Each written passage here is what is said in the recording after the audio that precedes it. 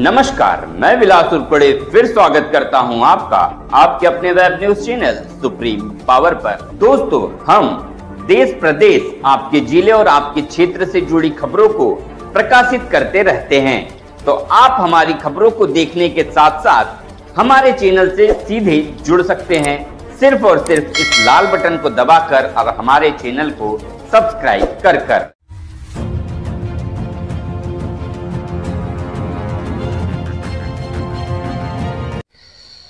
पटले साहेब, आपण मला सांगा, आज कॅबिनेटच्या बैठकीमध्ये देशाचे सक्सेसफुल प्रधानमंत्री माननीय नरेंद्र मोदी साहेबांनी जातीनिहाय जनगणनेचा प्रस्ताव पारित केलेला आहे। यावर आता मोठी एक जल्लोष देशभरामध्ये साजरा होत आहे सर्व समुदायाच्या वतीने। काय तुमचं पहिलं प्रतिक्रिया? आमच्या देशाचे लोकप्रिय प्रधानमंत्री आदरणीय नरेंद्रजी मोदी यांचे एक विजनच आहे, सबका साथ, सबका विकास और सबका कल्याण। या दृष्टिकोनातून देशाला ज्या आवश्यकता भासणाऱ्या काही गोष्टी असतात त्याच्यामध्येही त्याने एक अभ्यास करून त्यांना वाटलं की आता जातीवादी जनगणना केल्याशिवाय सगळ्यांना आपण न्याय देऊ शकत नाही, म्हणून आदरणीय पंतप्रधानजींनी जातीय जनगणनेसंबंधाचा प्रस्ताव त्यांनी पारित केलेला आहे आणि त्याला आपण सुरुवात भारतीय जनता पक्षाच्या कार्यक्रमामध्ये सुद्धा आहे आणि देशाच्या पंतप्रधान यांच्याही कार्यक्रमामध्ये आहे। आपल्याला माहीत असेल, फक्त देशाचे पंतप्रधान नरेंद्रजी मोदी हेच करू शकतात, हेच जातीगणना हे करू शकतात, हे आता सगळ्या लोकांना माहीत झालेलं आहे। याच्या अगोदर अनेक लोकांनी घोषणा केल्यास आम्ही जातीगणनाच्या याच्यामध्ये आहोत, पण आजपर्यंत कोणत्याही पक्षाने सत्तेवर असून सुद्धा जातीगणनाच्या पोकळ घोषणा केल्या, पण जातीगणना संबंधात कोणताही विधेयक पारित केला नाही आणि त्या कामाला सुद्धा सुरुवात केली नाही।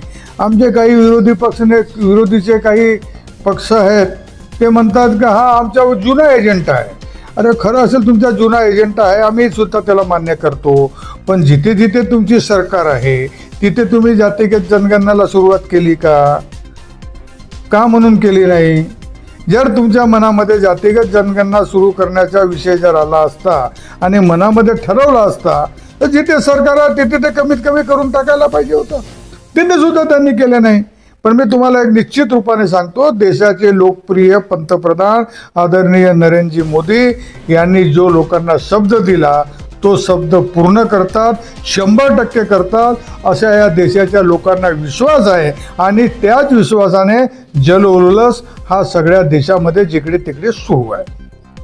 राज्यामध्ये महायुतीचं सरकार आहे, केंद्रामध्ये बीजेपीचं महायुतीचं सरकार आहे, एनडीएचं सरकार आहे। आज राज्याचं अर्थसंकल्पीय अधिवेशन बजेट सत्र संपलेलं आहे। त्या अनुषंगाने आपल्या या क्षेत्राकरता, गोरेगाव विधानसभा क्षेत्राकरता किंवा गोंदिया जिल्ह्याच्या सर्वांगीण विकासाकरता काय काय इथे साध्य केलं आहे, तुम्ही काय वाटते? सर्वप्रथम जो भारतीय जनता पक्षाचा आणि युतीच्या सरकारचा एजेंडा आहे त्याच्यामध्ये शेतकऱ्यांना मजबूत करण्याच्या संबंधाचा एक मोठा विषय आहे आणि सुशिक्षित बेरोजगारांना रोजगार देण्यासंबंधीचा हा एक विषय आहे। आणि आपल्या या महाराष्ट्रामध्ये शिक्षणाच्या संबंधात चांगलं शिक्षण व्हावं या संबंधात सुद्धा आपण अग्रेसर आहोत आणि आपण बजेट अधिवेशनमध्ये ह्या तिन्ही गोष्टीला घेऊन आपण आपल्या जिल्ह्यामध्ये संपूर्ण महाराष्ट्रामध्ये आपण जास्त लक्ष केलेलं आहे। आज आमच्या या गोंदिया विधानसभा क्षेत्रामध्ये पाण्याच्या संबंधात एवढं काम केलं आणि यावेळी बजेटमध्ये सुद्धा आपण खूप पैसे दिलेले आहेत। शिक्षणाचा दर्जा उंचवावा यासाठी सुद्धा आपण एज्युकेशनलाही खूप पैसे दिले। समाजामध्ये समाजाचं कल्याण व्हावं या दृष्टिकोनातून समाज कल्याणाच्या विभागाला आपण खूप पैसे दिलेले आहेत आणि सुशिक्षित बेरोजगारांना चालकर रोजगार मिळावा NGOच्या माध्यमातून आपण NGOला कामं दिली आणि NGOच्या माध्यमातून त्यांना प्रशिक्षण द्यावं आणि प्रशिक्षण देऊन ते स्वयंरोजगाराकडे ओळखलं पाहिजे, जरी शासनाची नोकरी लागली नाही तर। आणि शासनाच्या नोकरीच्या संबंधाचा आपल्याकडे विषय तर आहे, आपण तो पूर्ण करणार आहोत। देशामध्ये जम्मू काश्मीर इथल्या पहलगाम या पर्यटन स्थळावर आतंकवादी एक हमला झाला पर्यटकांवर आणि मोठी एक दुर्दैवी घटना तिथे घडली, या संदर्भामध्ये काय? या देशामध्ये जम्मू काश्मीरमध्ये जे दुर्दैवी घटना घडलेली आहे हे कधी विसरणारी घटना नाही आहे आणि याच्यामध्ये पाकिस्तानने या देशामध्ये विभाजन व्हावं, धर्माचं विभाजन व्हावं ही एक मोठी प्लॅनिंग होती. जे पर्यटक आले होते त्यांना विचारलं गेलं की तुम्ही कोणत्या धर्माचे आहात. ज्यांनी हिंदू म्हटलं त्याला मारण्यात आलं. म्हणजे हिंदू धर्मावर प्रहार करण्याचे काम ह्या पाकिस्तानने हा षड्यंत्र रचलेलं आहे आणि त्या माध्यमातून हा मोठा न विसरणारी ही घटना आहे. पण मी तुम्हाला सांगू इच्छितो की आमच्या देशाचे पंतप्रधान आणि केंद्र सरकार एवढी मजबूत सरकार आहे, याचा बदला घेतल्याशिवाय हे राहणार नाही. पण आता हे प्लॅनिंग आहे, हे सुरू आहे.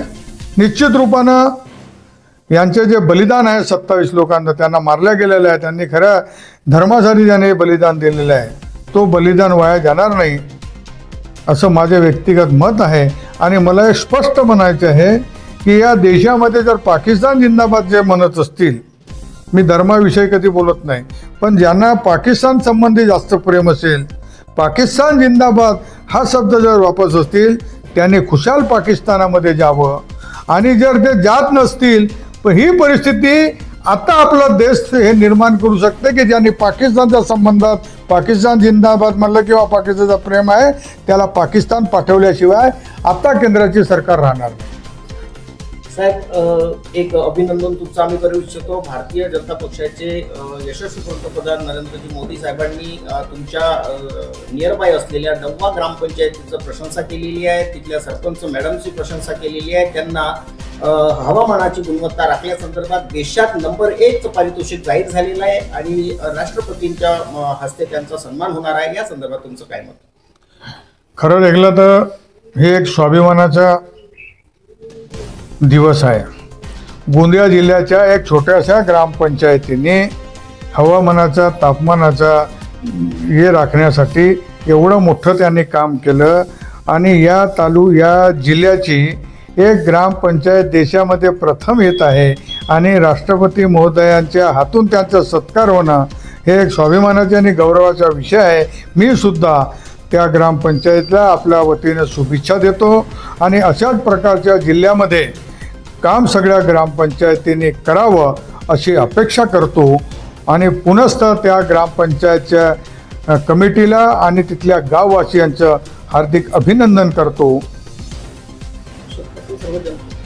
त्याच प्रकारे पूर्ण जनतेचेही सुद्धा मी अभिनंदन करतो की जनगणनेच्या संबंधात सगळ्यांनी सहकार्य करावं, जेणेकरून सबका साथ सबका विकास जो आमचा मिशन आहे तो हा मिशन पूर्ण करू असं शपथ घेऊन सगळ्यांनी या कार्यक्रमाला सहकार्य करावं एवढीच विनंती करतो आणि अपेक्षा सुद्धा करतो. जय हिंद, जय भारत.